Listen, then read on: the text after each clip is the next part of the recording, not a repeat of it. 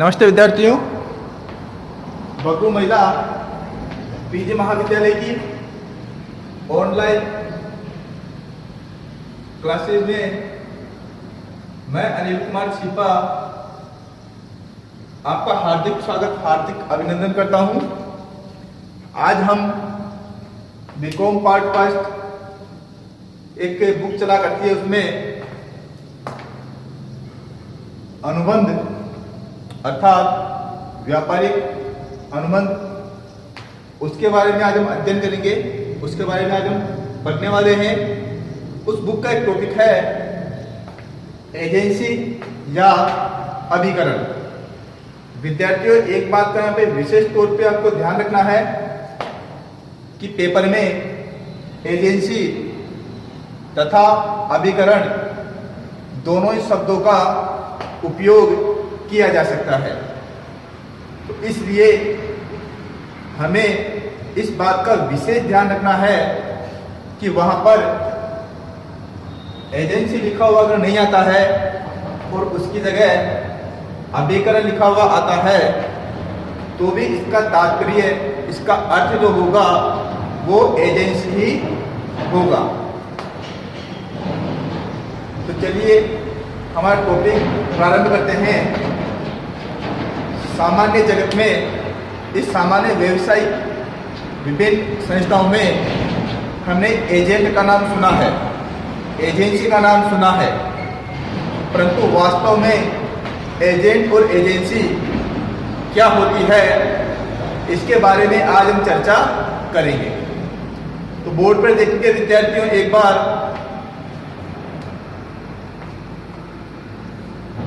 प्रथम बात तो हमें ये समझ लेनी है कि बुक के अंदर कहीं भी एजेंसी की कोई वैधानिक परिभाषा नहीं दी गई है।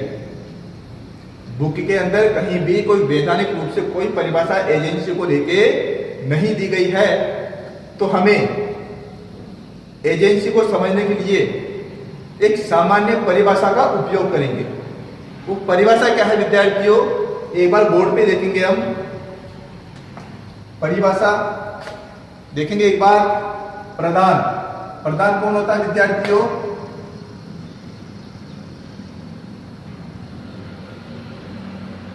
नियोक्ता जो होगा वो नियोक्ता ही प्रधान कहलाता है।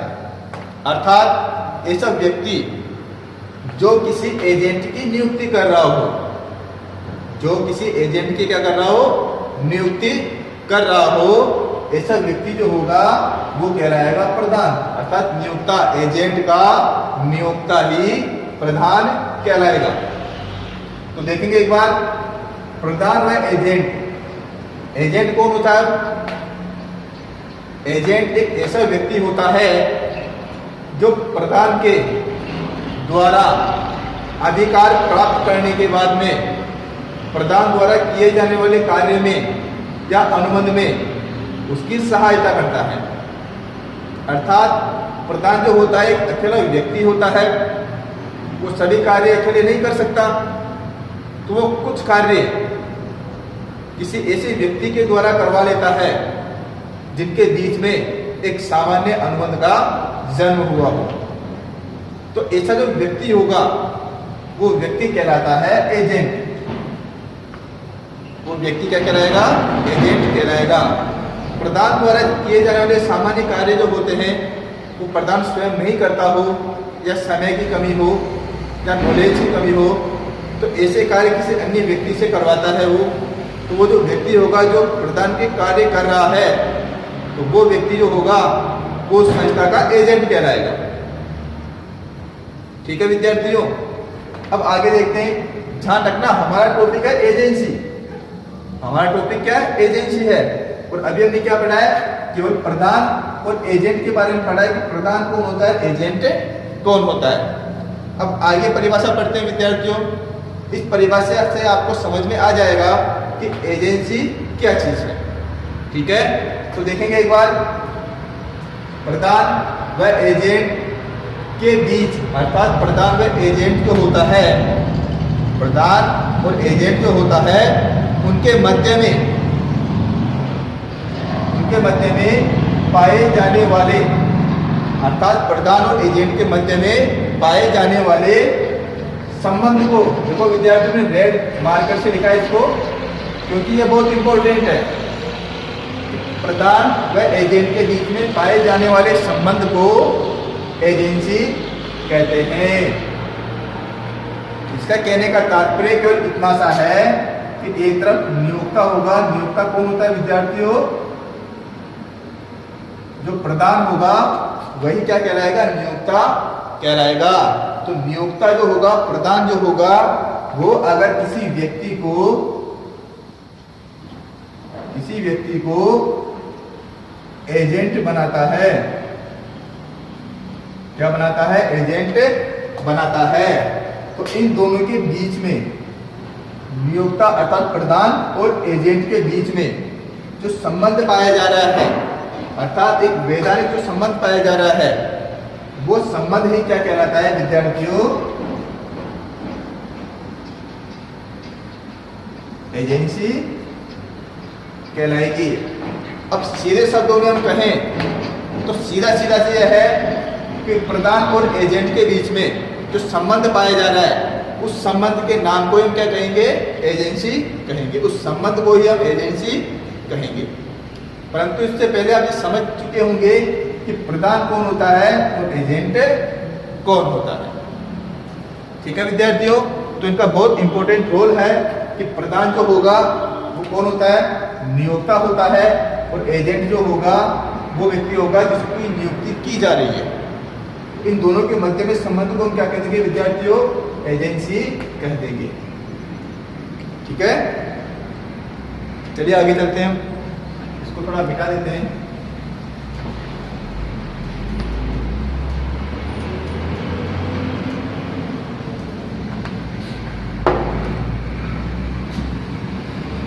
अब मोटे मोटे रूप में हमने प्रधान तथा एजेंट के बारे में समझ लिया है।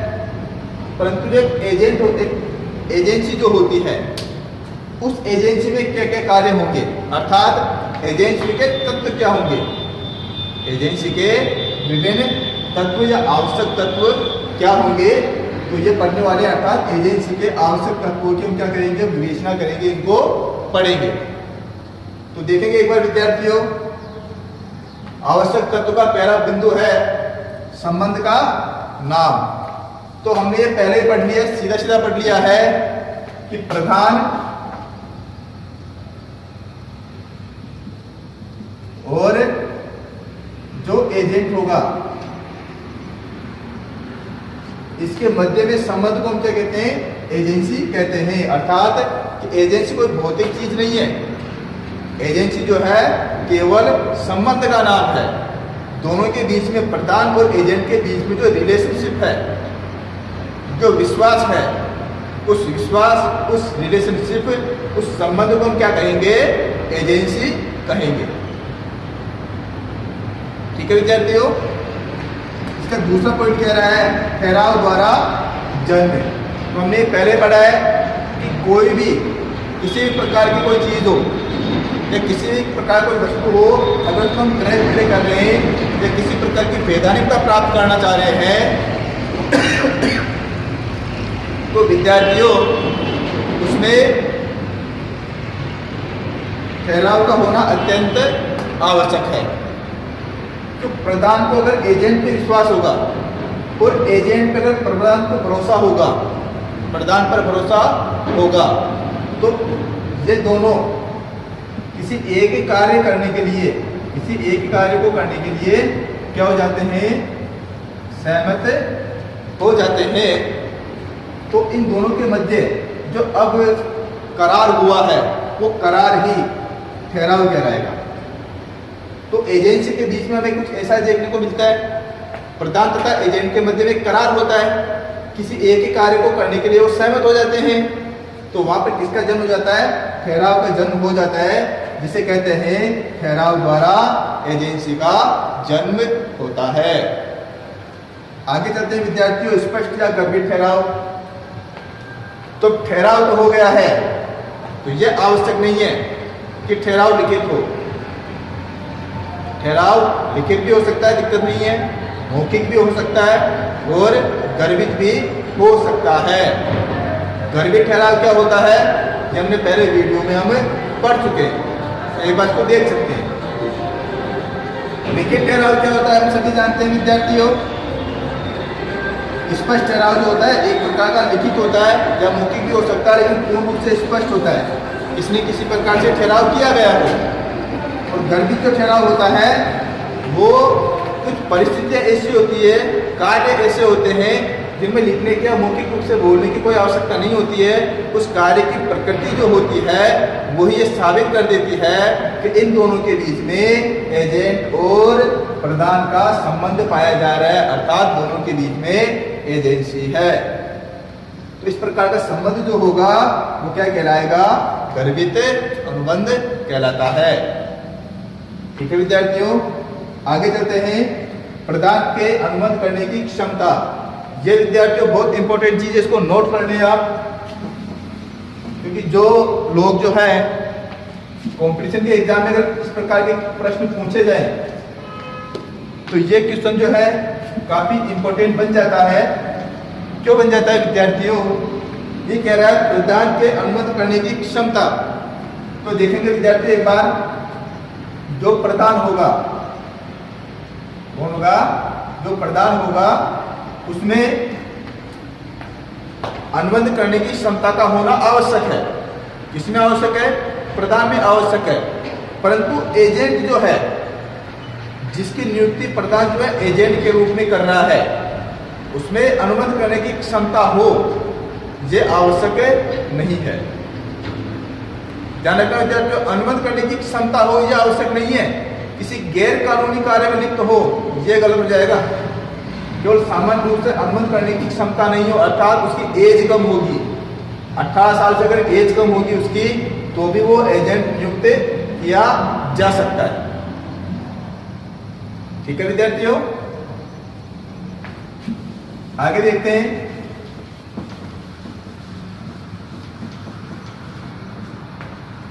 अगला हमारा पॉइंट कह रहा है विद्यार्थियों, प्रतिफल अनिवार्य नहीं। तो ऐसा आवश्यक नहीं है कि प्रदान और एजेंट के बीच में प्रतिफल हो। बिना प्रतिफल के भी एक एजेंट जो होगा वो प्रदान द्वारा अगर नियुक्त किया गया है तो भी वो एजेंट कहलाएगा, और इन दोनों के मध्य जो संबंध पाया जा रहा है वो संबंध भी एजेंसी कहलाएगी। उसमें प्रतिफल हो ये आवश्यक नहीं है। हमने पहले वाले कई प्रकार के वीडियो पढ़े, उसमें ये लिखा हुआ था कि थोड़ा वो प्रतिफल हो लेकिन होना आवश्यक है, लेकिन वो अन्य विषय की बात है, अन्य किसी कार्य की बात है। लेकिन प्रदान और एजेंट के मध्य में प्रतिफल हो या कम हो यह आवश्यक नहीं है। अगर प्रतिफल नहीं भी होगा, प्रतिफल नहीं भी होगा तो ये जो संबंध पाया जा रहा है ये वैध संबंध ही माना जाएगा। ठीक है विद्यार्थियों, आगे चलते हैं छठे पॉइंट की तरफ। स्वतंत्र सहमति, ये इंपॉर्टेंट चीज है। स्वतंत्र सहमति अर्थात बिना किसी दबाव में आए या बिना किसी पीड़ा के या बिना किसी भ्रम के या बिना किसी को डरा के या धमका के, ये कोई भी नहीं होना चाहिए। उस व्यक्ति ने, एजेंट ने अपने अंतर मन से, स्वच्छ मन से, बिना किसी दबाव में आए एजेंट बनने की सहमति दे दी हो।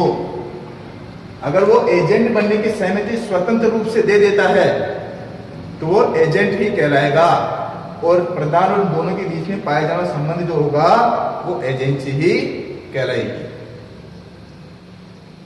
दो चीजें डिफरेंट हो गई ना इनमें। पहला तो ये क्या है कि प्रतिफल होना अनिवार्य नहीं है, दूसरा इनकी स्वतंत्र सहमति तो कंफर्म होनी चाहिए। वेद अनुबंध में स्वतंत्र सहमति होना बहुत आवश्यक है। ठीक है विद्यार्थियों, सातवां देखते हैं, वैधानिक संबंध की इच्छा। भले ही स्वतंत्र सहमति हो, भले अनुबंध करने की उनमें क्षमता हो, परंतु उनकी स्वयं की वैधानिक इच्छा होनी चाहिए, अर्थात उन दोनों के मध्य काम करने की जो इच्छा होगी वो कानूनी रूप से सही होनी चाहिए। कोई आतंकवादी गतिविधियों में लिप्त नहीं होना चाहिए, या भारतीय कानून का उल्लंघन करता हो, ऐसा नहीं होना चाहिए। चाहे किसी शत्रु देश के नागरिक से कुछ आप ऐसा कार्य कर रहे हो, ऐसे नहीं होनी चाहिए।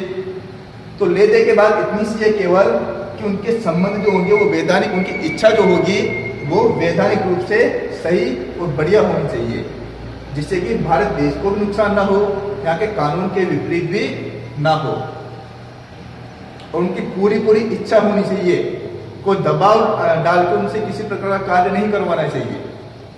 उनकी स्वयं की इच्छा हो कि मैं ये कार्य कर सकता हूँ, तो फिर प्रधान और एजेंट के बीच में संबंध हो जाएगा स्वच्छ इच्छा के लिए। दोनों के बीच में कोई कपट वगैरह नहीं है, वैधानिक रूप से दोनों सही हैं, तो दोनों में क्षमताएं हैं, वो कार्य कर सकते हैं। तो ऐसी स्थिति में इन संबंध को हम एजेंसी कह सकते हैं। आगे देखते हैं विद्यार्थी, उसका लास्ट पॉइंट है वैध अनुबंध के तत्व। तो यहाँ पर हमें देखने को मिलता है कि ये बुक की पूरी वेद है, बिना वेद के जितने भी ठहराव या अनुबंध होते हैं वो सामान्य कानून के द्वारा अमान्य होते हैं। तो अगर प्रधान और एजेंट अगर आपस में कोई कार्य करने के लिए सहमत हो गए हैं, तो ऐसी स्थिति में दोनों के मध्य में जो अनुबंध होगा वो वेद अनुबंध होगा। वेद और अनुबंध, वेद कब होगा? जब अनुबंध में वेदता होगी, अर्थात उसमें कुछ ऐसे तत्व पाए जाएंगे, उनके दोनों के मध्य ठहराव होगा, अनुबंध होगा, उनमें वेद अनुबंध के तथ्य का पाया जाना अत्यंत आवश्यक है। अवैध अगर अनुबंध के तत्व आ गए हैं, अवैधता आ गई है, तो उनके द्वारा जो एजेंसी है वो गलत हो जाएगी, वो अवैध हो जाएगी। यहाँ पर वेद अनुबंध के तत्वों का होना अत्यंत आवश्यक है। वेद अनुबंध क्या है हम पहले पढ़ चुके हैं, पहले वाले वीडियो में हमने इसका अध्ययन कर लिया है। तो विद्यार्थियों काफी इंपोर्टेंट टॉपिक है, जब हमने बेसिक पढ़ा है, बीकॉम पार्ट फर्स्ट का है, तो एक बार आप इसका अध्ययन अवश्य कर लें। धन्यवाद विद्यार्थी।